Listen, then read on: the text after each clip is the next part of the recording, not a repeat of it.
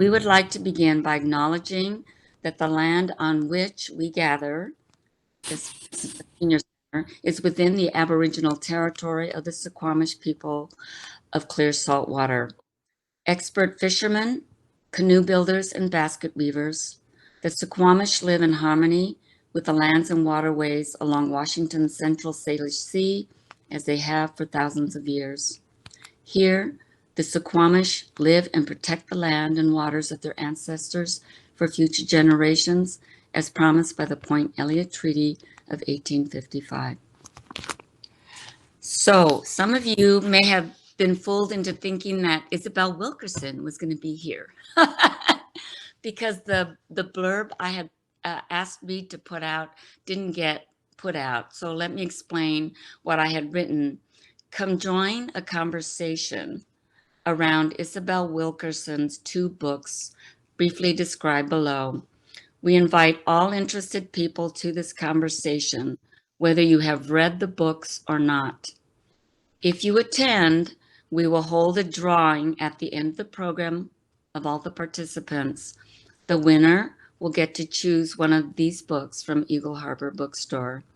So that's what it should have said, and it didn't say it. But anyway, I'm going to give just a brief introduction to the 2 books, and then hopefully this will be like what I taught literature in schools, and the most effective means of sharing our thoughts around common books has always been having a grand conversation where someone makes a statement and then people just have the opportunity to either speak to that or add something different. So that's what I'm hoping will happen today. But personally, I just want to tell you why these 2 books mean so much to me. As some of you may or may not know, I feel like I was born with a chip on my shoulder, and to somehow use my kamikaze background, and just there was a reason why I always voted for, or I always rooted for the underdog. I don't know what it is, but inherently I could tell there were, ever since I was growing up, that there were different people and that everyone wasn't treated the same. But anyway, but I didn't really, and I was a teacher, so I shared that passion with my students, but I myself didn't have, and I don't think many of you have had either, a history that allowed me to really understand the roots of all of this. I guess I will use Wilkerson's words, the origins of our discontents. So for me, I think 2 ways we can change society. And for this, I am really hopeful. And that's why I'm so passionate about being places. But 2 things I think for me, and these are just personal narratives, people change, I think, when they are informed. Informational, we must be informed. And we can't rely on people who are basically oppressed to teach us. It is up to us. It is our responsibility to inform ourselves. So I'm saying these 2 books have informed me in a way that much more confident and powerful in ways that I can be a better advocate and an ally. And the other thing I would say that has helped me along my path is my age. Turning 70 is so freeing. You don't give a rip about what people think if you speak truth from the heart, and no one can deny you that. Maybe you may be ignorant, and then it would be your place to tell me I'm ignorant about these things. So informational. And then the other way I think we really change is relational. We have to find common humanity with all people. And that means I don't want to be a divided America. I really believe that I can find common humanity in people whose opinions are so diverse from mine. Anyway, that gives me hope. And also, if you are not in the company regular company of people who are different from you, you should find opportunities to go to events that are important to them. And, not a one-time relationship, but make a commitment to understanding people deeply through really long relationships. So my book group almost killed me when I said, oh, look what I chose, a 540-page novel for us to read. So this is the first of Isabel Wilkerson's book, written in 2010, and it's called The Warmth of Other Suns. And I'd heard about it many times, but it was actually James Hayner, who's on this group now listening, that said, Kimi, it really wasn't until I read this book that I really understood and that I could live a life without knowing this. But then when I read this, you can't not understand anymore, right? You can't claim that. So in this epic, beautifully written masterwork, Pulitzer Prize-winning author Isabel Wilkerson chronicles one of the great untold stories of American history, the decades-long migration of Black citizens who fled the South for northern and western cities in search of a better life. From 1915 to 1970, this exodus of almost 6 million people changed the face of America. And really, I didn't understand why, pockets of Black communities were formed in different places and how they, are in place today. Well, I understood all of that and what drew them. And anyway, so that's the first book. And then in 2020, just a couple of months ago, she started to, in her writing In the Warmth of Other Suns, she starts talking about, wait, this is more than racism. This is something that's really ranking people into a hierarchical society that really makes it insidious, because it's much more than racism. And it's not only here, although ours seems American. When I say here, I mean America. Ours seems most entrenched. And anyway, so she talks about 3 of them.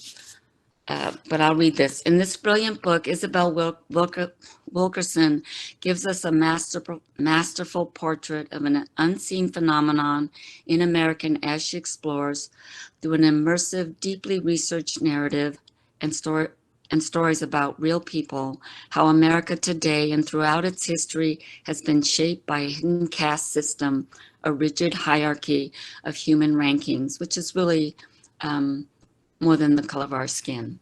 So anyway, and then last week in the Seattle Times, on the opinion page, there was an article it said the top 10 stories of the decade, and it was put out by the Arthur L. Carter Journalism Institute, and it looked at all the books from 2010 to 2019, because we don't want flash in the pan, right, things, if we're going to invest so much time and energy into this.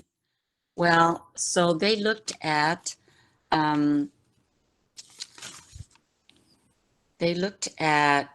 books, they looked at daily reporting, they looked at documentaries, podcasts, and much more. And so they ranked order the books and those pieces of journalism that still stand the test of time after a decade. And sitting in number 2 is The Warmth of Other Suns. And the judges called this 2010 book a masterwork by one of our greatest writers and most diligent reporters, essential reading to understand America. So anyway, that's my introduction. So if I could just have a show of hands of people who have read one or the other. So, okay. So we have 1, 2, 3, 4. That's, I'm really going to, oh, 5, rely on part of the conversation. So raise your finger 1 if it was the warmth of other suns. And then, oh, raise your hand if it was Caste. Okay, so some of you have read both of them. So that's really exciting. I'll get over to Suzanne, who will lead us on. Is that very nice, Kimi? First I'm thing. I'm only halfway through Caste on page 200. And it's the most eye-opening book I have ever read. I highly recommend it too. Leads to such understanding the 3 areas of the caste system that she zeroes in on as ours in India, and then that 12 years in Nazi Germany. And it's just an absolutely fascinating book. Highly recommend. What was your most surprising insight or like horrific? Horrific, I think, was the fact that the Nazis sent people to this country to study our caste system so that they could develop their own. Much worse, well, no, not worse, but that they could develop their own so-called caste system or their own system to get rid of people, the Jews and the gay people and anybody who disliked the government. So that was the most interesting so far, but I'm only halfway through. Thank you, Suzanne. When you want to speak, that you unmute yourself. So Christina, did you have your hand up? No, I was waiting to Suzanne because I hadn't seen her. Sorry. Christina and I are buddies from Books on Tap.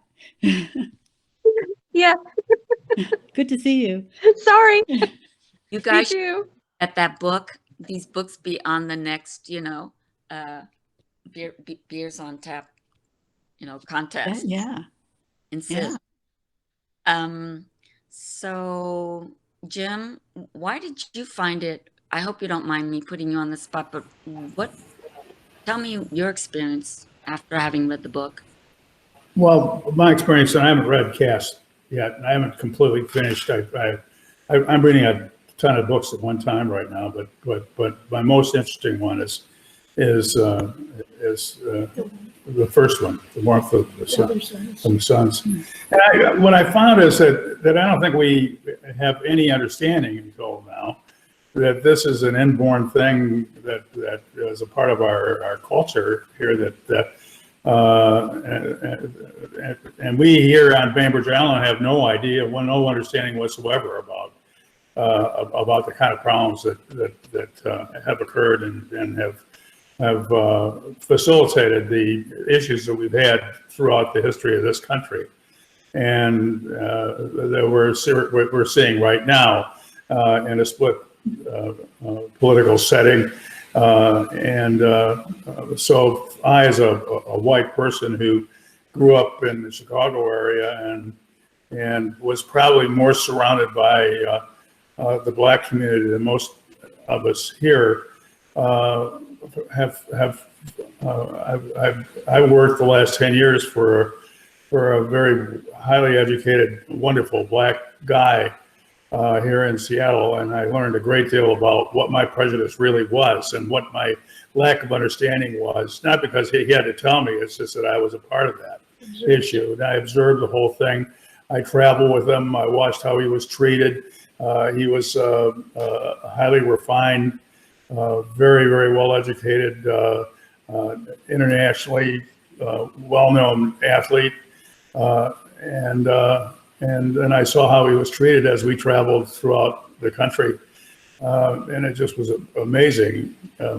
And so it took me a long time to realize what the problem was. And when I read this book, I began to understand what the roots were for this whole thing, and how, no matter how, even if we are living in close proximity to people who are minorities, we still don't understand as white people. And I know that Kimmy, that you've been through this as well.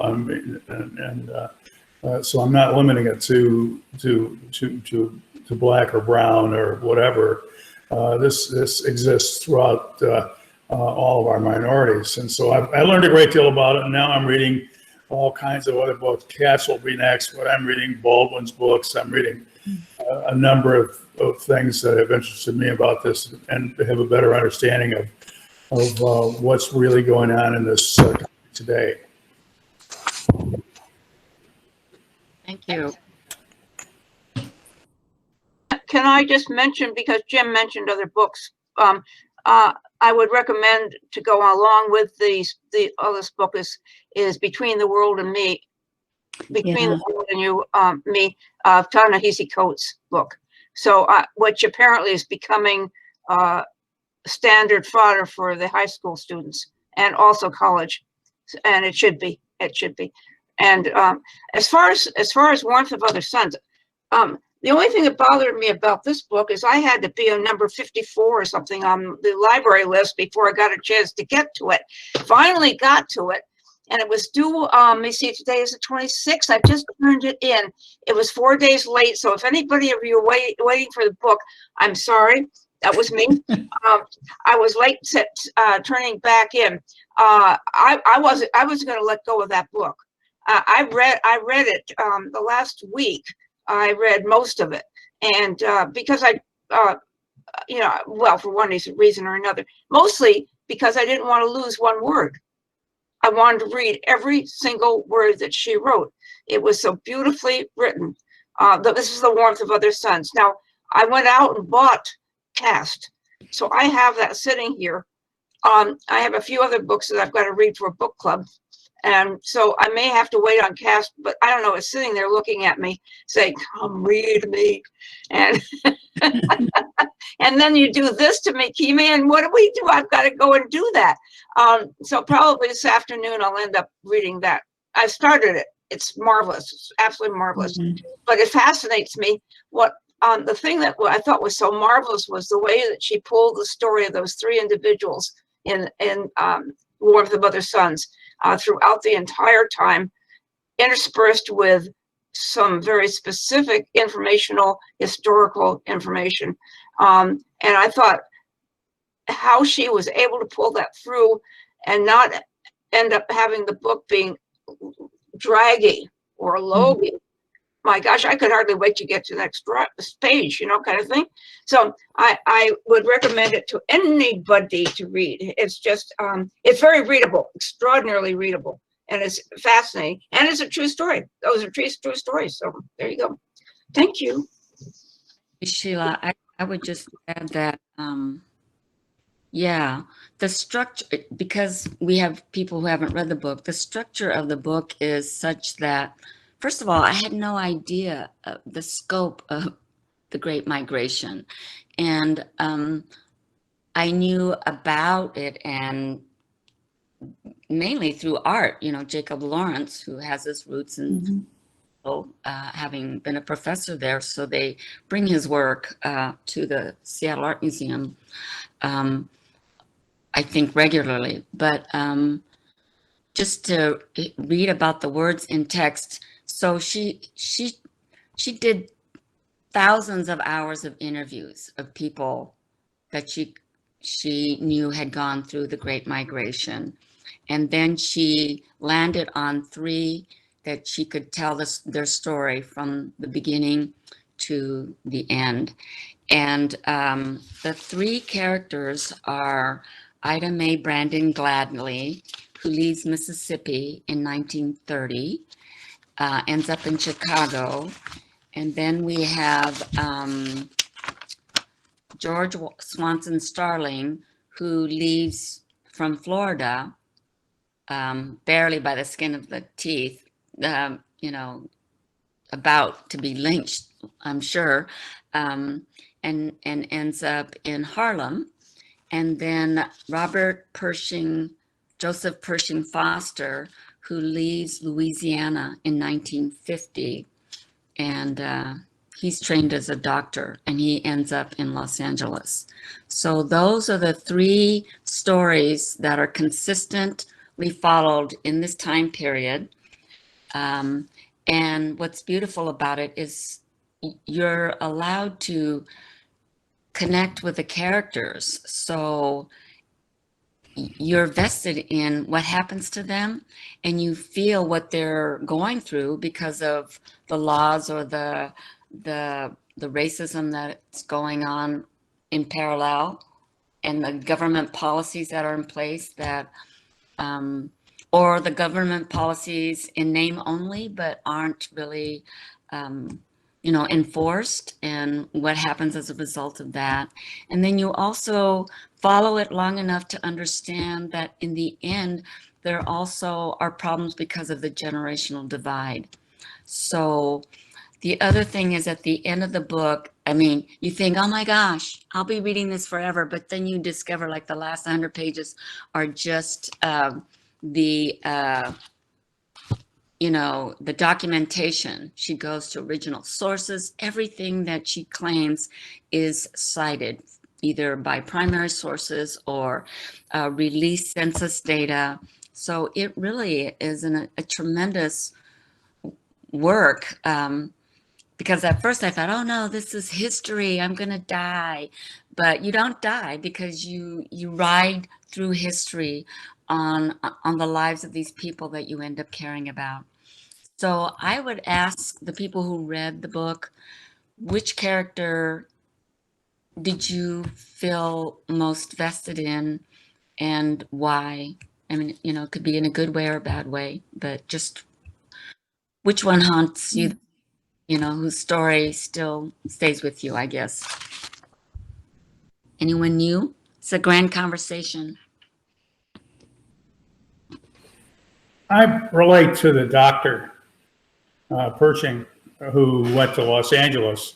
It was so interesting to see a highly trained, he was trained in the military as a surgeon, and he couldn't get a job, and nobody let him operate on him in Louisiana.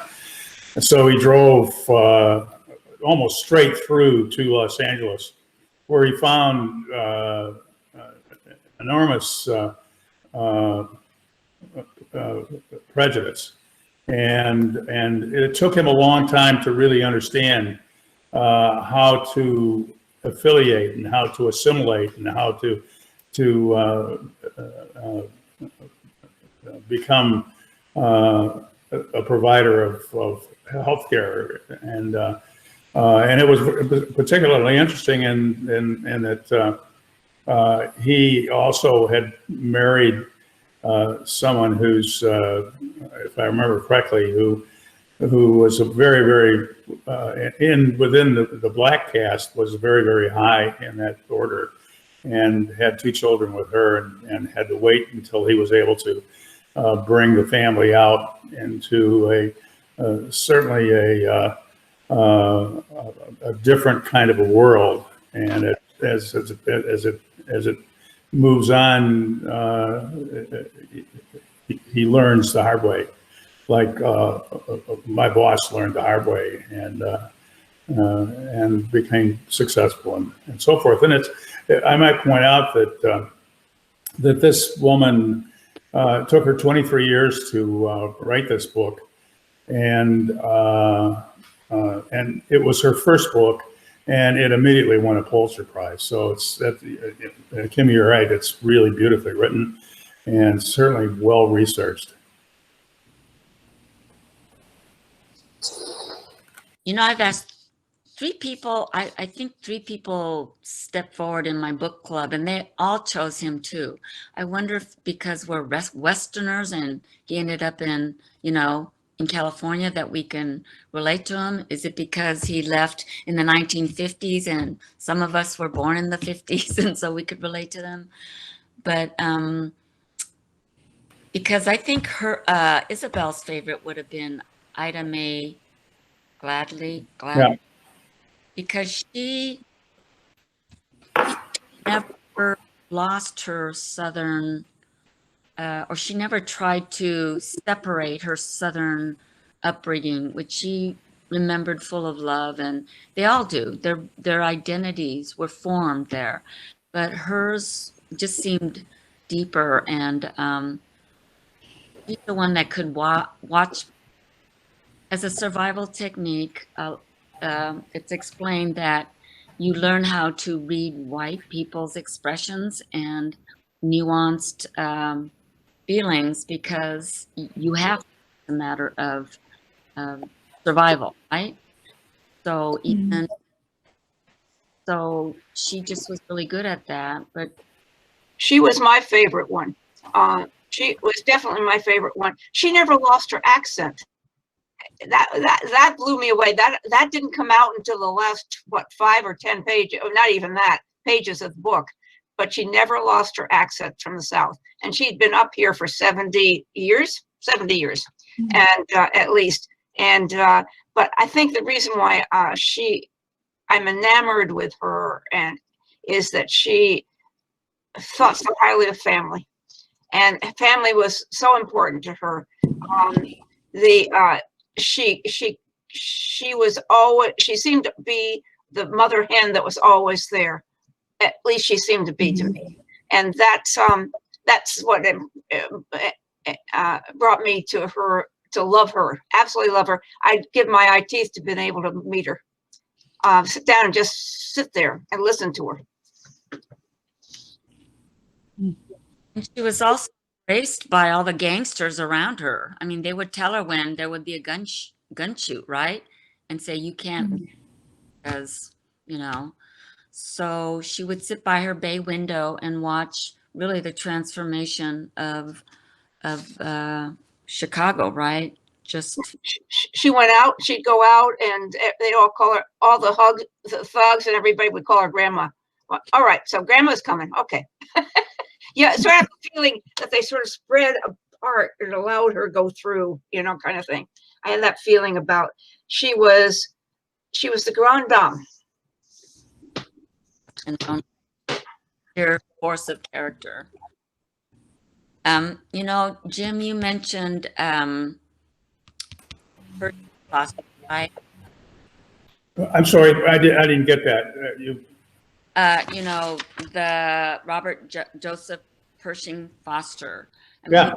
he changed his name. He wanted to be a different person. He wanted, and he also, you brought up his father-in-law, right? Right.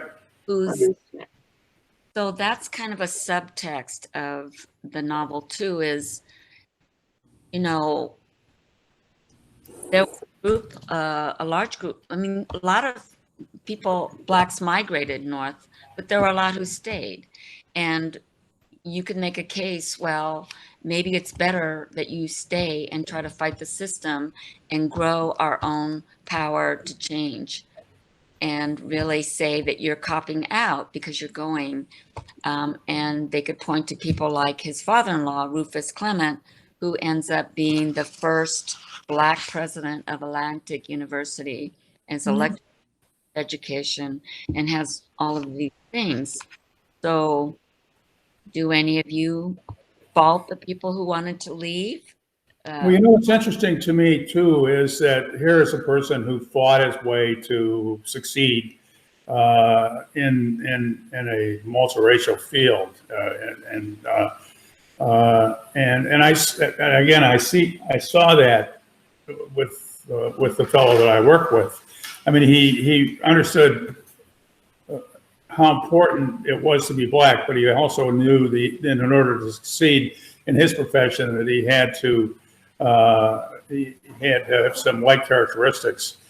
He, for instance, is there are only 2 people at Broadmoor Country Club who are Black, and he's one of them.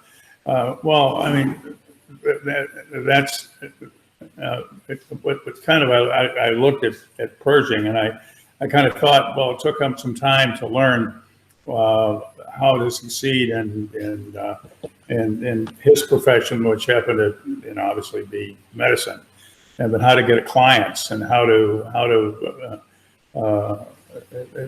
the two were quite similar in my opinion. My friend and Pershing. I have I'd like to just add something. I haven't finished the book. I've read parts of it. But it just seems that the West Coast is more liberal and maybe be a little bit more accepting of different things. Just the fact because its history of just arriving in California was just a really treacherous adventure. And I just think that maybe they're just a little bit more open-minded, even though he did still have to really work to have his place.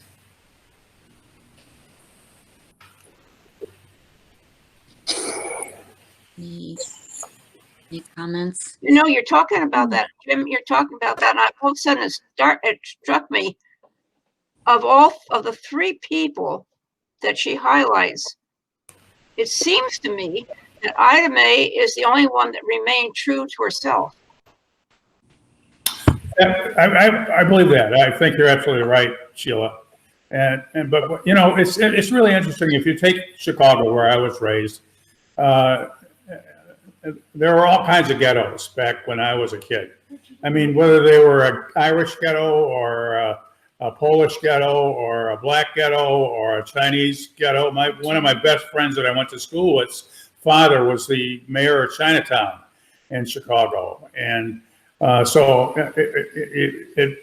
it took the white people a lot less time to assimilate and into the community because they were really white, and she points out in her book that really the majority of people who came up from the South, no matter where they went, were better educated than the ones who were already there. Right. So, you know, it's remarkable that that those who are successful, really successful, had to assimilate one way or another without losing their identity. And I can tell you that my friend did not lose his identity, nor did Pershing's father-in-law. He excelled, and he did it by being politically astute, bright, and understanding. I think of the fact that you have to make some changes in your culture as you grow into it. You know, and further on, his father-in-law and Clement, as being, I think that was who was president of Atlanta University, right? Yep, right. That's the feeder school from Morehouse and Spelman, and of which there are no Witcher. You know, those are the two great Atlanta institutions. It's not Howard, but it's, you know, but it doesn't make any difference. There's HBUCs, and they're just fantastic schools, both of them. Morehouse being male and Spelman being women, but I think they're co-ed both now. But no matter, you end up with a PhD person going for a PhD or a master's over to Atlanta University. I think what Kimi said earlier about Jacob Lawrence gives also a huge other angle of understanding the Great Migration. And if you ever get a chance to see his art or other artists of that time, I think Seattle Art Museum had an exhibit a few years ago. Yep. It's well worth it. And it really broadens, even after reading that book, which I haven't read. I mean, I read it so long ago, I don't remember a lot of details, but seeing that exhibit helped a lot. Just vivid illustrations. Absolutely. Absolutely. Right. We do need art, don't we? And music. Mm-hmm. I'd like to spend some time talking about Jim Crow and what people understood of Jim Crow, because it really defines the South, and we still have vestiges of it. I just read a part of Caste that says, you know, it's interesting, Germany does not have the death penalty.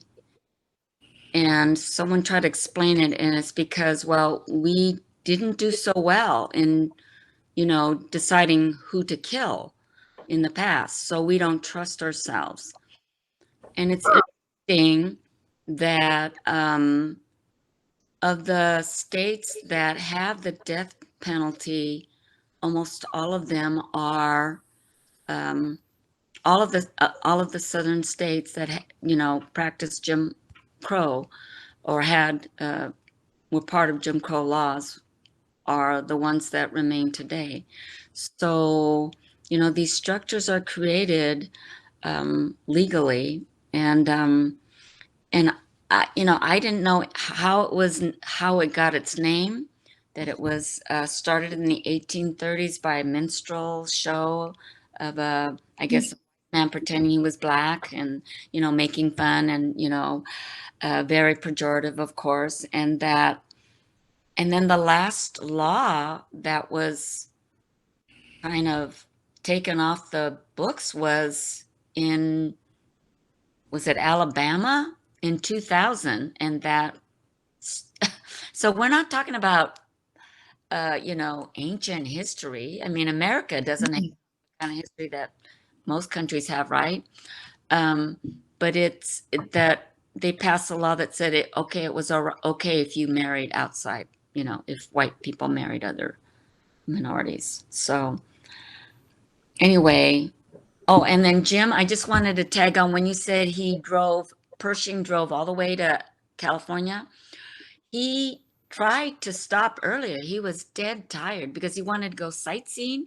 And he thought as soon as he crossed the state into Texas that didn't have Jim Crow by the books, that he would be a free man and he could be a, U.S. citizen enjoying the freedoms of under the Constitution. Well, that wasn't the case. So he would go into town and there would be a sign saying vacant, and then he'd go in and go, oh, that was just taken. And then he'd go to the next. So he had to keep driving through 3 states before he could, and even then he had to change into a suit every time to go into an establishment. So he did not want to be looked down upon. I mean, his character just didn't allow him. Well, and the fact that he drove a big Buick and had been comfortable. I mean, the man could have stayed down and the Black South and made a very good living, but that's not what he had in mind. I mean, he felt that he was everybody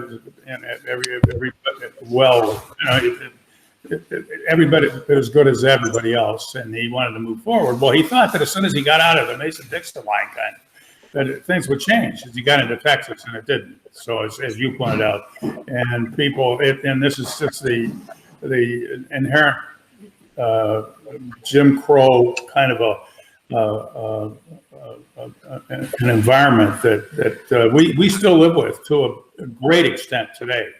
And these kinds of discussion groups are the kind of and Isabel's books and other books are things that we as civilized human beings have to start to realize are in fact prevalent to this day, and we have to make a change, and we have to make a change very, very quickly. I would suggest starting that change in November.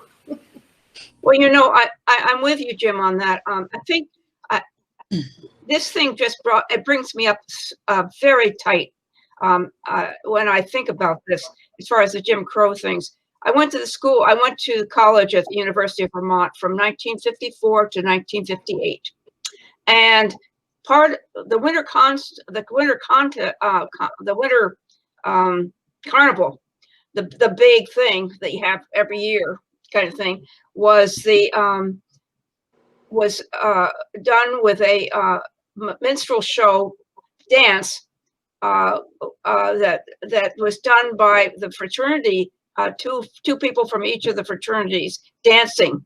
They would do the cakewalk, is what it was called, with a K, cakewalk, and the place went crazy nuts, and everything was wonderful, and we had the king and the queen and all of that kind of thing, but the main thing was the cakewalk, and high strutting. I mean, the guys that did it were extraordinarily good. I have to say that my husband was one of them. And they won a couple times in a row, which was sort of nice indeed. But it was amazing. that it would be about a 3 or 4, maybe 5 more minute dance that they had to do. And it was extremely exciting. Everybody was there. We had a wonderful time. They were in blackface. It was just as if they were in the minstrel show. Now, back then, did we think about it? No, didn't think about it at all. It never even occurred to me until I started getting woke, maybe a little bit. And it was about 10 years ago, maybe 15 years ago or so, when there's been no longer cakewalk at the University of Vermont, or 20 maybe. I'm not sure, I can't remember, but I do remember that they stopped it, and there's no such a thing as cakewalk anymore. The big concert, the big carnival is not anything at all like it was. And it was so interesting to see the comments in the alumni magazine about that back then when it changed over. But to think up there in Vermont, Burlington, Vermont, about 60 miles from the Canadian border, for crying out loud. We're up there. But I also know that there were cross burnings in Vermont and New Hampshire. There's heavy duty KKK in New Hampshire. So I do know about that kind of stuff as well. And I don't think there's anything like that now. I don't believe. But anyway, I found that to be fascinating. We still, the vestiges of that. And in my heart of heart, it was a great time. But at the same time, it was so Jim Crow. Just so Jim Crow. Well, the state of Oregon, I was just looking because I'd heard that they have the last vestiges of Jim Crow, Oregon. And that's west and northwest, in fact. They didn't allow Black people to move there until 1926. I was just looking it up. And then the article said something about the last vestiges it's in a jury law, and I'm not sure what that is. It has a Jim Crow jury system, and that article was written in 2018. And I'd have to look up and see what that means, because but I thought that's interesting. Oregon has some real pockets of racism. This says Jim Crow's was a more polite and sophisticated variant of Jim Crow. In fact, as soon as the 10 years that post Reconstruction and the North no longer was interested in maintaining, law and order in the South, when they left, it created a vacuum, and it just said, okay, well, we're going back, and you are not going to work for us for free as a sharecropper. And of course, they weren't educated because they weren't allowed to be educated. So they could cheat them, which they did regularly, and there was no recourse. And if you had any complaints or you tried to get people to organize like we would now, right? You go on a strike, guess you would be hanging. And lynching have you been reading about how people would send postcards? Yeah. It's a big social event. People would get dressed up in their Sunday best. They bring their family. I thought the Romans were barbaric, It was interesting in the lynching part of Caste, where she talks about it. Henry Fonda, as a child or teenager, witnessed a lynching, and he was so horrified by it. When he became an actor, he was often the moral heart of a movie, like Grapes of Wrath or various movies. He was sort of the heart of it. Not always, but I thought it affected him so strongly, the horror of it. And he and his father witnessed in the town in the Midwest. I can't remember exactly where. It wasn't the South, but it was a lynching. I wanted to say though that also the sharecropping, it was sort of like redlining, right? They wouldn't allow Blacks to buy the land, right? And if you're a poor Black, well then a former plantation owner says, can't own the land, you can't buy the land, but I'll let you work the land.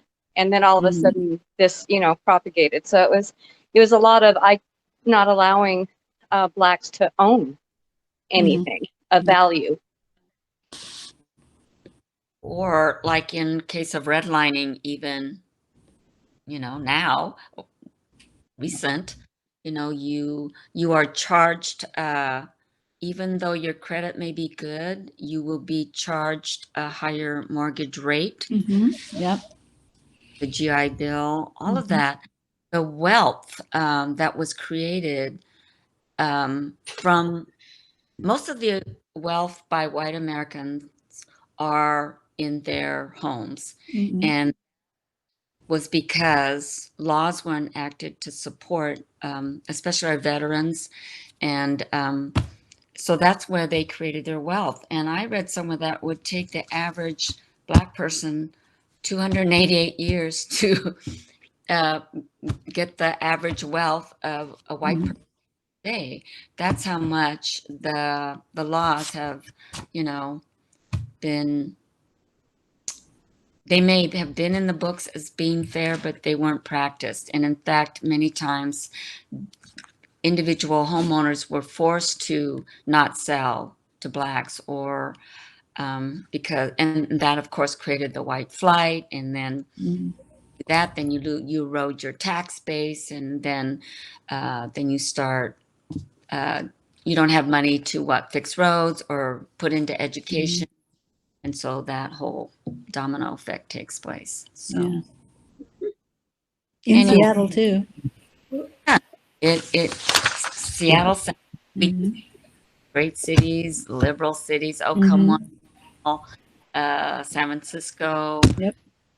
Just it, and so Someone recently recommended the book Driving While Black, which addresses redlining and all that. I'm not sure who wrote it or anything, Yeah. any of the details. If you're interested in that, PBS, the author did a PBS documentary, Driving While Yes. Black, and it's Oh, really okay. good. Oh, Yes, it is really Yeah, good. it's good. for that. Very good. and Gary, my husband, read Color of Law, which is using like the different to Isabel Wilkerson has been on. She was interviewed for the book Caste on C-SPAN, and I think it was on Book Notes, I believe. But if you looked under, that was a fascinating. And I have, not having read the book Caste and only a quarter of the way into the other one. But it was fascinating just listening to her. She's an amazing, She's a woman. good speaker. Yeah. Yeah. really. NPR also, Fresh Air. She had an interview. Yeah, she would be. Yeah. Regarding redlining, when I was looking through The Warmth of Other Suns, I could just see it. And I think about the lack of being able to get a mortgage keeps people in their place, the lack of being able to accumulate wealth, or if they do get a mortgage, making it ridiculously difficult to pay for. The way our schools are structured with tax dollars, if you live in a rich suburb, you have good schools. They're just ways of getting people down. That's our caste system here. It's just our systemic racism. So many changes need to be made. Yeah. Well, also there's a book by Brian Stevenson called Just Mercy. Oh my. Oh my. And the movie is fantastic. The movie's good, but it is. Oh yeah. Oh yeah. And I think It's amazing. It's amazing. Absolutely amazing. the I've seen him interviewed several times, and he's interesting, and an interesting interview too. Ta-Nehisi Coates, he's ranked first on this list. Just Mercy is? Oh, Ta-Nehisi Coates. And the art that, I'll tell you, none of our politicians want to touch, but he wrote The Case for Reparations. And he wrote this in 2014. The judges, 14 outside judges and 24 NYU faculty members called it, quote, the most powerful essay of its time. Yeah, it was in the Atlantic, wasn't it? Yes. Originally? Yep. I have to read that. Case for Reparations. Anything by Coates. Of course, I don't know. He's my favorite. And anything by him is absolutely amazing. The Water Dancer, which is his novel, which is a beautiful, beautiful novel. It's extremely beautiful, beautifully written, poetic, to the max. But I think Between the World and Me is, which is his letter to his 13-year-old son, is amazing. What it's like to be Black in America. Mhm. It really broke my heart. Really. And Yeah. Yeah. I had to. It's an interesting book. I've read it 4 times now because the book has been I've been in book clubs with it, and it's every time I read it, it makes a powerful impression upon me. Okay, everyone. Hey, you want me to draw a name now? it's such a I'm pleasure, ready. guys. Okay. See, these are all the names. There they are. Whoops, I just dropped somebody's name down there. I don't want to do that. I hope all of you will find a few friends that you can nab onto and kind of share your passion for changing the world. And I recommending these books would be great. Yeah. So the winner of today's free book, and I haven't ordered it yet, so because I need what you choose. So Sheila, draw a name. She's not here anymore. Holly Brewer. Okay, well then she can't win. Okay. Off she goes. She goes off into the wild world here. All right. Next person is Wait. Megan Kennedy. Who? Yay!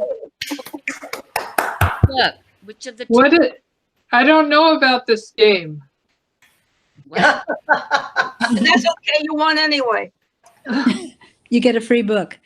Oh, thanks. You can get either one or the other. Which book would you like? Which one is more enticing to you? Oh, well, read The Warmth of Others. You haven't read The Warmth of Other Suns? No. Oh, Yeah, read that first. I think you read Okay. that. Yep. Thank you, Sheila. That's so thoughtful. That's I'm going- Kimmy did that. Megan, I'm going to order it for you today at Eagle Harbor, and I'm going to tell her you're going to pick it up. It will be prepaid. But now, Megan, you've got to come back and give us a review. Okay. Art is in the works. Thank Thank you you. very Thank you so much. much for leading this. I really appreciate it. It was Thanks, really Kimmy. well It's done. beautiful.